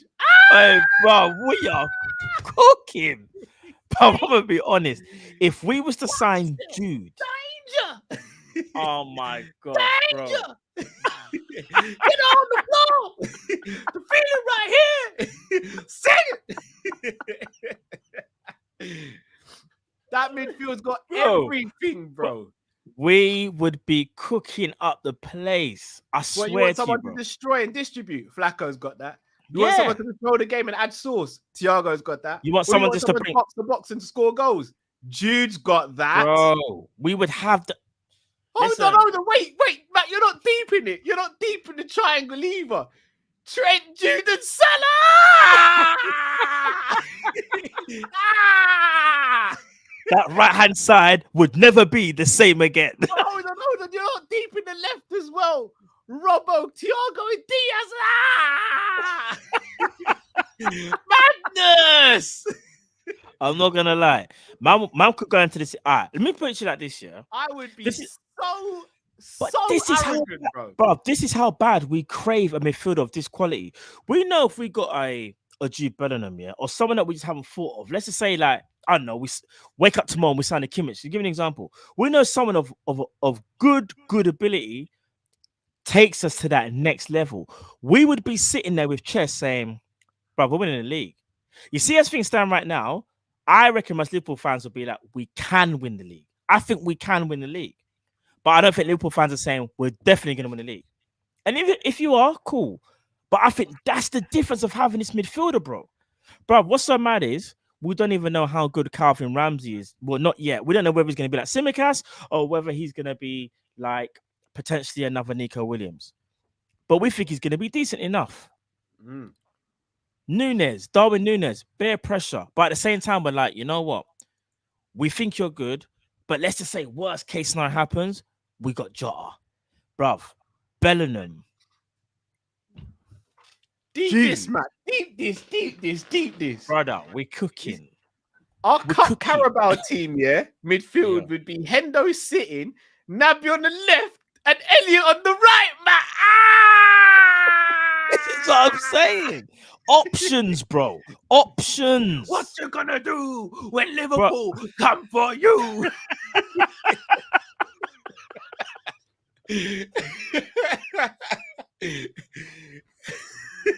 I said, what you gonna do? Well, you know something, Mean Gene. We've got Bellingham in midfield. We've got Hendo. We've got Fabinho, Thiago. What you gonna do, brother? That's when I'd expect Liverpool to cut that promo, like what they did with Booker T and what's his name? And his we coming for you, innit? City, we're coming for you.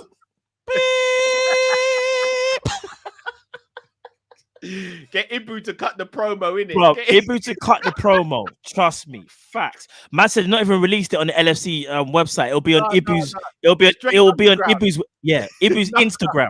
No, it'll be leaked, bro. It'll be leaked on a random account. And you just hear Ibu in the background going, yes, start now. Start it now. Start now. You see Naby, yes, lad.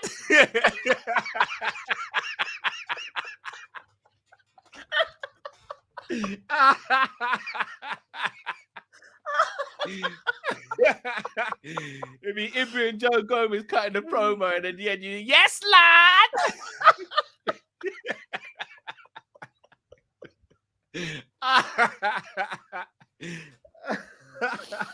Oh, bro. You know, Oxlade Chamberlain will have to make an appearance as well, bro.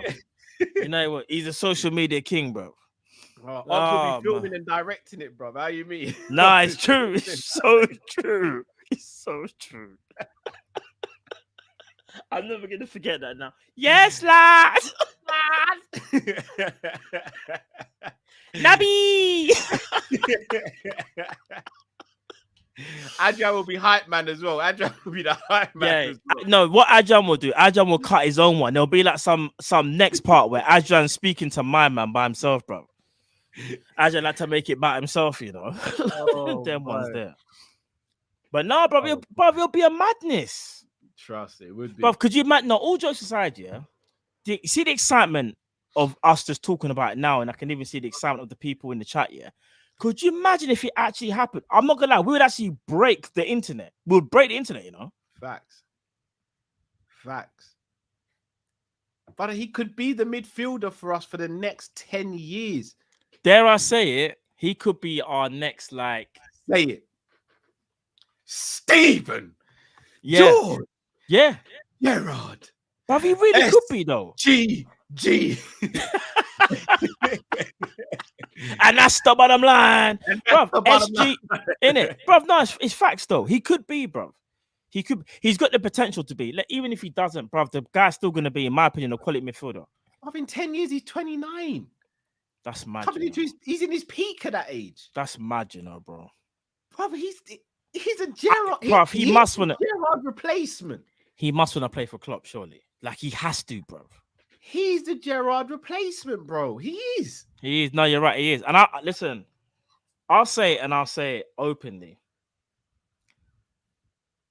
If Jude Bellingham was to sign tomorrow, Naby Keita, I love you. You're my boy, but you need to hand over that number 8, bro, to Jude. I cannot front, bro. That's the one where he just sees Jude walk through the door and he's like, "Yes, lad," and just give man the t-shirt. I'm expecting Jude to do this when he sees Naby.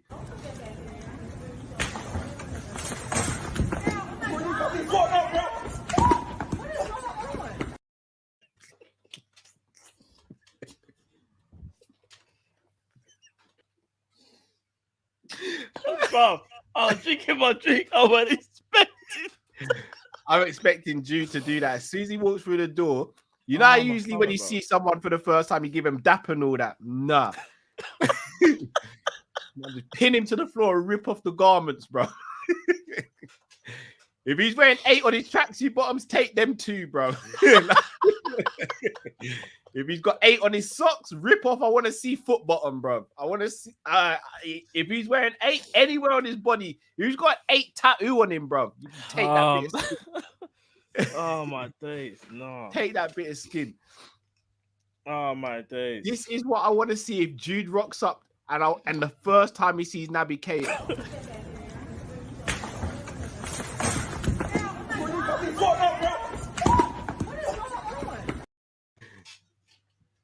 Nothing long. Nothing long. Oh, my stomach. Yeah, imagine that. Man don't even wait for training. Man just walk through the door and everyone said hello. Now he's just finished training. Spear! Oh my God! Spear!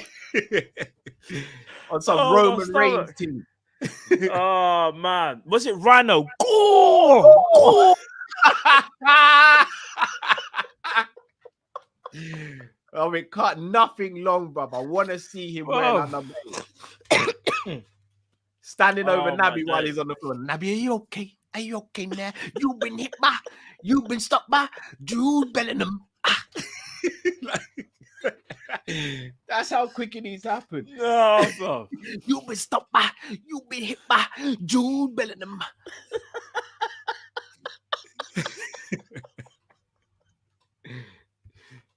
That's how it needs to happen. That's exactly how it needs to happen. Oh man. Oh right, man. No, on the real, Liverpool, you better get this done, you know. Yeah, done. It's not even a joke. I don't want to see no one else, bro. Oh man. Right, let's go to our final topic of the evening, people.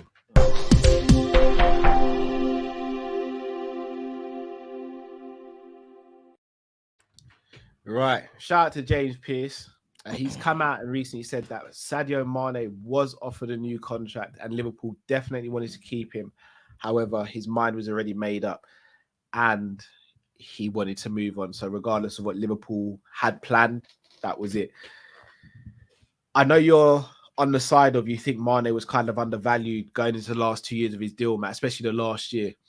After hearing James Pearce saying this, and obviously James Pearce is not the oracle, like he gets stuff wrong. He gets a lot right, but he gets a lot wrong as well. What's your thoughts on this? Do you think that it was completely out of Liverpool's hands? Do you still maintain that we could have done more? Do you just think it's literally just a player who wants a new challenge? I think reading that, it made me realize maybe a bit more. He did want the new challenge, but there's also the part that's like Liverpool left it so long. That's probably why he wanted a new challenge. Like, and again, just because Salah didn't do it and Salah signed a new deal, everyone is different. There's this part of me that will always feel like, even though there's a part of me that always feels like Mane wanted to originally stay at Liverpool. That's how I feel about it. I don't know why, but something always says to me he wanted to stay. The longer it went on and on without no contract negotiations, and you're going to leave it till the summer, you're basically saying to the player, like, yeah, you wasn't a priority. We tried speaking with Salah before. Now we're going to speak to you. They could have done a bit better, in my opinion. However, I can't knock Sadio for winning a new challenge, bro. I can't. But I just think Liverpool could have done a bit more to keep him, bro. Like, I know that they're saying he won a new challenge, but when did Liverpool try and speak to him? Apparently, it was a case of they told Mane 6 months ago, yeah, we'll speak to you at the end of the season. That's not good enough. They didn't do that with Salah, but they were speaking from Salah from like last year. Yeah. But they're probably speaking to Salah during the pandemic. You know, them ones there, them man were probably always talking to him. During the pandemic. Yeah, making sure that the line was always open. You say, man, just still sending letters through the door. Hey, boo. Yeah. Man, getting the pigeons out there, throw the pigeon out there. Man, just message him, hey, big head. What you doing? Salah just like, brother, it's 11:30. I'm trying to sleep. Bro. Innit? Man trying to just chill, like, bro. All I can say is this, yeah. Again, I haven't got inside information. It's just what I think and how I'm also reading the situation. If you are that important to your club, you don't leave it until the last 12 months to speak to your player. The reason I'm saying that is because they never did that with Salah. And in my opinion, like, Salah is seen as an important player, hence why he signed a new deal. Mane was supposed to be seen as just as important. If it wasn't exactly the same, it's got to be at least close. You speak to Mane before then. You don't just tell Mane, yeah. By the way, like, we're gonna talk to you end of the season. Like, we want to keep you. But Mane at that point is probably thinking, but why has there been there's been radio silence? Is that the phrase, radio silence? He wasn't asked early, and he turned around and said, "This is going to be my last season, guys. You know, and because I want a new challenge." Do you know why? And this is for the people that are trying to come at me right now. Yeah, and this ain't even me having to go back at you. There are times when I kind of believe like more overseas journalists, and a lot of them have said like Mane gave demands in terms of like these are the demands that he wanted to stay, and he wanted to be the highest paid player at Liverpool, if not the highest. Well, yeah, the highest, yeah. But there's no smoke about fire. I'm not trying to say definitively this happened, but there's just something that says to me, yeah, do you know what? That seems a bit more realistic for me. This is just for me, how I see the situation, how it played out. I think Mane wanted to stay. I think he gave demands. Liverpool were like, no, that's too high. We'll talk again at the end of the summer. And he probably felt like, right, you're not going to come out with a counter offer. Or maybe they did, and maybe it was too low. Maybe he felt disrespected. And again, it's speculation. This is just my opinion. But you see, because like you said, because someone says it, and they're obviously more creditable than me, but it doesn't necessarily mean that it's definitively right, because that's like me saying, oh, with the Thiago thing, I could have told certain people that the Thiago thing, yeah, it's going to happen. But there was a lot of people that are in the industry that know more than me that were saying it's not going to happen. I've spoken to X, Y, and Z. It's just not going to happen. They're crossing the I's and T's. It don't make sense. What happens? Liverpool signed Thiago. So it depends on like who you want to believe, in my opinion. I don't think there's no wrong or there is a wrong and right answer, but we won't know. Us fans won't know until something is officially said, when it's probably all said and done. And I don't even know if Mane is that type of player where he would even reveal like the ins and outs like that. It will just be his agent speaking the best that he can to make sure that his client Sadio Mane doesn't get like a certain view of himself. Because, bro, let me ask you this question: do you think Mane wanted around 400k a week? No. Or do you think that was just made up? I think that was made up. You think it was made up? Yeah.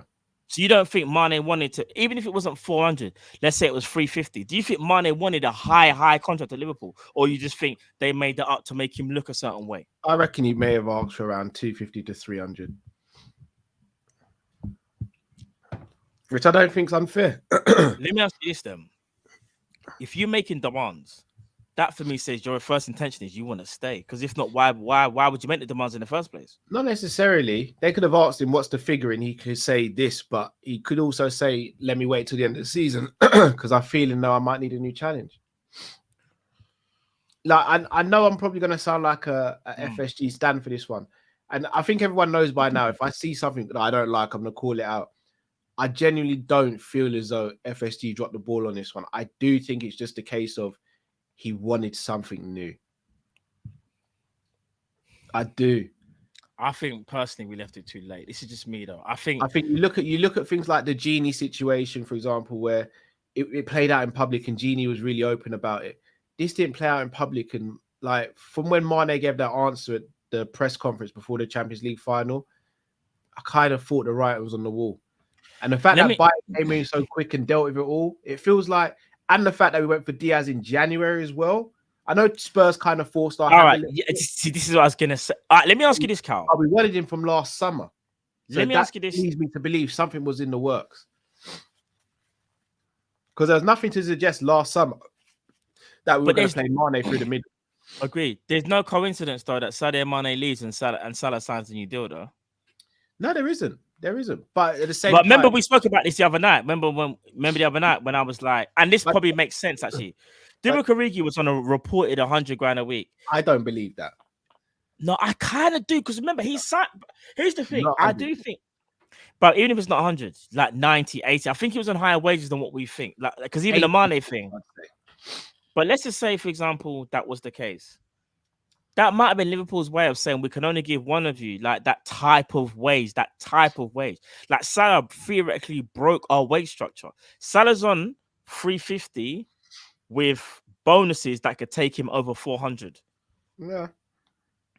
But what I'll also say to counteract that is he's not the only player who's come in. Like, for example, the wage bill, in my opinion, kind of has gone up. Mane leaving has been kind of subsidized by Nunes coming in, for example.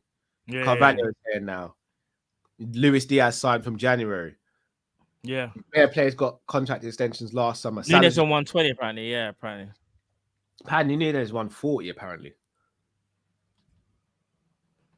I'm not gonna lie, bro. You better pack in them goals. Pack them in. There is a lot of pressure. Like, brother. All I'm saying is, you could be right. I could be right. Only Sadio and his team know. But I look at it like this. Yeah, Klopp apparently reportedly wanted to keep him as well. Yeah, bruv. He's at Liverpool and he's going for major honors.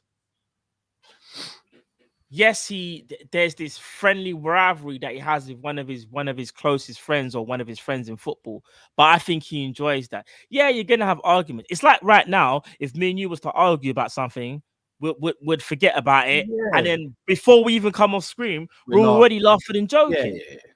I just think that's always going up. But that's brothers, though. But that's what happens, though. That's again. I think that whole Mane and Salah thing was kind of played out a bit too much. I think there were instances, like when Mane got subbed and he thought he shouldn't have been, and he kind of made the gesture like Salah's not passing. That happens. That's brotherhood. You're gonna fall not even fall out. You're just gonna have different opinions, innit? You're gonna cross wires. Like, that's natural. Yeah. However, though, bro, this is why when I say to you, a player of his ability wanting a new challenge, you could be right there. But there could also be there's two scenarios. FSG maybe didn't want to pay him, or FSG didn't want to pay him. Nah, joking.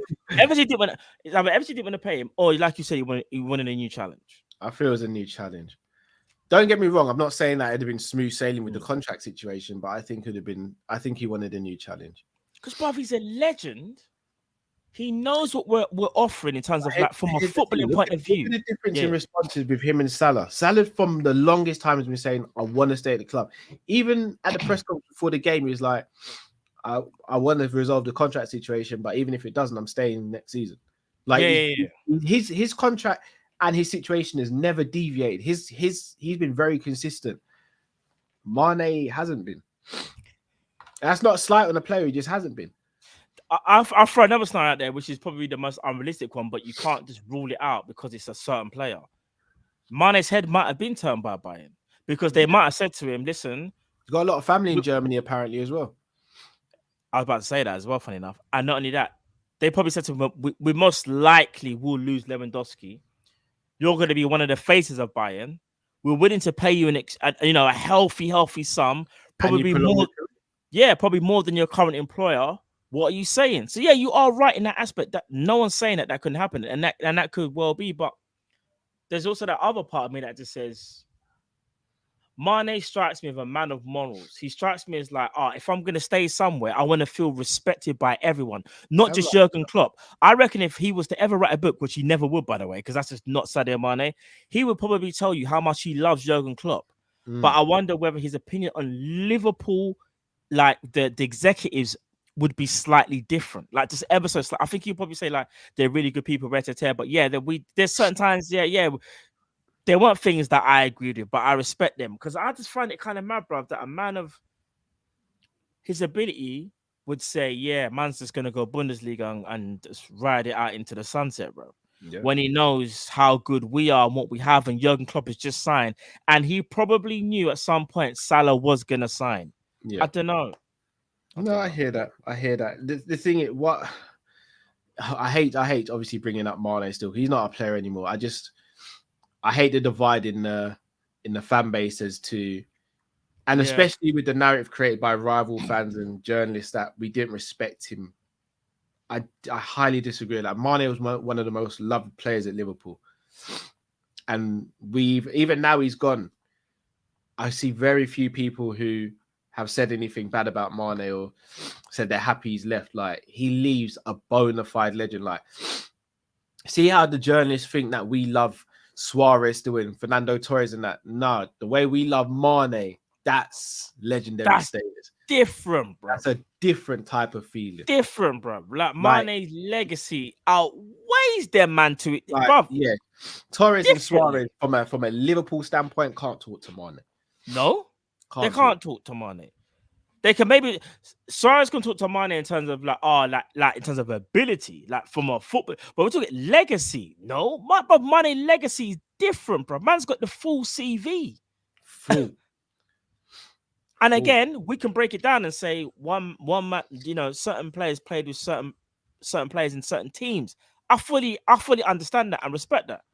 But what Sadio Mane has been able to do at Liverpool is absolutely just like, it's just crazy to think that he was for me, he was the first important signing that Klopp ever made. Facts. Man, big up man like Gruich and them man that have now gone on, But you see, you see Sadio Mane, bro. Day one. Can't even lie now, and even I sat there and went, Sadio Mane is good, but I don't know if he's that good, bro. I was over the moon with the signing at the time. Imagine that. Look at me now. Man's all like upset and that he's gone, and rightly so, bro. Facts. Pimp in Distress says Jude was on that kitchen dynamo at 4. Pimp in Distress says Klopp having these same Jude fantasies. He's coming. I hope so. I said, no. Hey, say it, boys. Hey, Jude. Hey, Jude. Jude, you know. Oh, lad said the number 10 is vacant for a reason. Maybe. I still think that will go to an attacker, though. I think if Jude comes and Naby don't sign, I do think Naby's going to lose that number 8 shirt eventually. They might give him Jude a random number for one season, but then that number 8 is his. Naby will probably get like 62 or something minutes, 6 plus 2. I just get 35. It's a random number, bro. Hella random machine, bro. Any number. Bro. Little man said Mane wanted to leave on a high. He knew his form wasn't great for a long time. Once he regained form, it was hard for him, but he wanted to leave on a high. That's a possibility as well. Although you could argue he'd want to continue that form as well and show that it wasn't just a purple patch. Indeed. You know, we may never know the answer. That's the thing. It's one of them ones where I just think it's just what you believe. It's one of them ones where I don't think no one should shut anyone down for having an opinion about it, because I don't think nobody knows other than your Sadio Mane and Liverpool. So I think it's okay to have an opinion on it. Do you know what I mean? A very educated one anyway, or an educated guess. Facts. Right, people, we're going to wrap up there. What are we today? Monday. We should be Monday, back the on 4th of July. Wednesday. We're back Wednesday, most likely Wednesday. We don't know what we got cooked up yet, but we'll have something cooking. Definitely We'll have something cooking for you guys. Members, we'll have some stuff coming out for you guys as well this week. So, guys, if you're not a member and you'd like to become a member, get exclusive videos and conversations, etc. Do sign up to the membership. All you have to do is click the link in the description. And yeah, Wednesday we should be back. I'm not sure what the topic's going to be yet. Obviously, guys, if you've got any suggestions as well, drop them in the comment section as well. Let us know, man. Yeah, let us know what you want us to chop up. Let us know. Hopefully by then, Jude Bellingham might have signed, innit? You never know. You never know. No, Jude comes before the end of the window. It's a Mazos. Pause. If Jude comes, pause. Pause. Fantastic show. Guys, you've been superb in the comments. Do smash the like button already if you haven't. Subscribe if you're new to the channel. Until we see you on Wednesday. Let's get this Jude money. Let's get this Jude money. Jude! All right, let's roll. Let's go. Get it done. Get it done. Wait.